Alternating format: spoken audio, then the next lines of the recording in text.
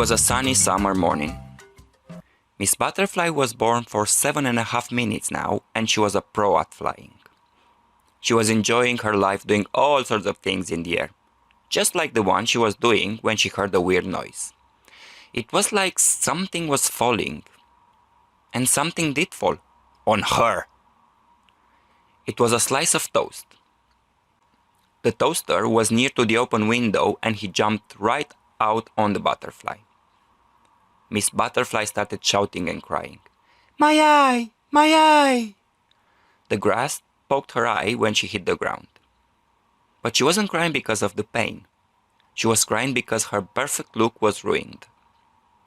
The toast felt very bad. He felt so bad that he bruised his own eye. In this way, Miss Butterfly won't be alone in her suffering. When she saw this, the butterfly was very impressed. She decided that she needed to be friends with someone like this, so they became BFFs. From that moment, they were doing everything together. They explored the garden, they played hide and seek, and many other games. But nothing lasts forever. And with this in mind, Miss Butterfly turned to the toast and said, "I have to tell you something. You are my best friend, and I know you'll not judge me." "Shoot," said the toast. The butterfly started saying, "Since I was born, there is a voice inside of me. I try to ignore it and live a normal butterfly life. But I can't fight it anymore. Life is too short, just one day. I really need to become a model." The toast looked at her, and you could see on his face that he didn't understand. But he didn't have to. His role was to support his friend. He said, "My friend, if you really need to do it, do it." "Yes," the butterfly said. "But how? Where do I start?" The toast took a few seconds to think, and then he said, "I know. I remember since I was a simple slice of bread. The human would go into the living room and he would talk with a box called computer. Almost every time when the human spoke with his computer, it seemed that he would find the answers he needed. We can go and ask him."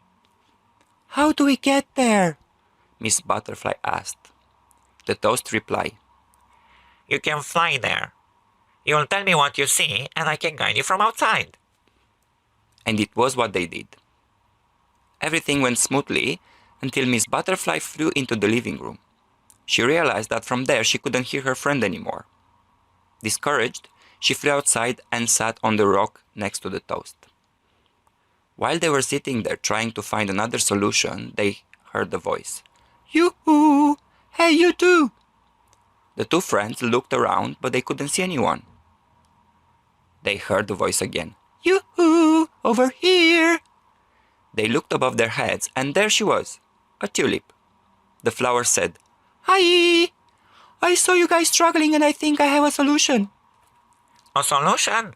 asked the toast. "Do we speak different languages?" said the tulip, irritated.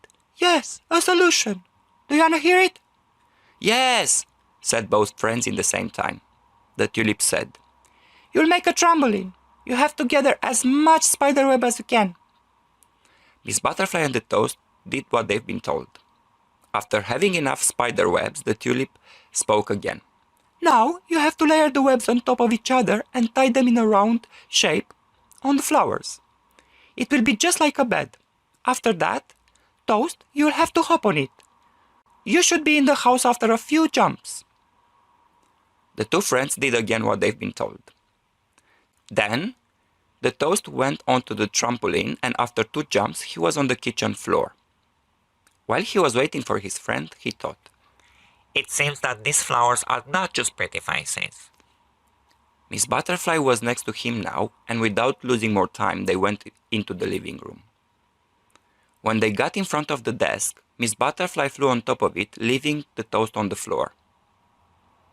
Being in front of the computer, she said a bit shy, "Hello, Mr. Computer." "Hello," replied the PC. "How can I assist you?" "Since I was born, I have a dream. I want to become a model.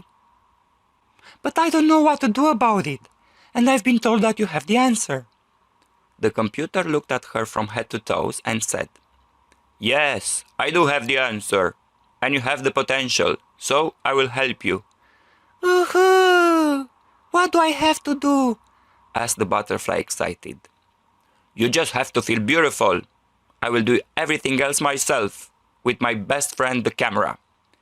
Feel beautiful? Ha! This comes naturally to me. So she started dancing and singing. And she did so for a few minutes. When she stopped, the computer took 5 minutes to process the photos and then he showed them on his display. Miss Butterfly was stunned. She didn't know how beautiful she was. It was like she was looking at someone else. The computer gave her some time to admire the images and then he said, "There you go, you are a model now. And thanks to the internet you'll be an international one. Even after you'll not be on this planet anymore, you'll still be alive through your pictures." Miss Butterfly couldn't thank the computer enough. Happy like never before, she flew to his friend on the floor. She told him everything that happened. Now they could go back in the garden and play until the rest of their lives.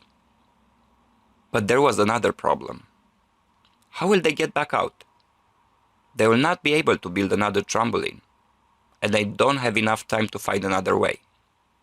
So, the toast turned to his friend and said, Our life is almost over as the day ends. I lived very happy and I have no regrets. And that thanks to you. Please fly into the garden and live the rest of your life there. There is no point for you to suffer because of me. Miss Butterfly looked away and after a short thinking she said, I lived very happy too. I did everything I wished, including being a model. And all this thanks to you. And you want me to go outside and leave you here alone?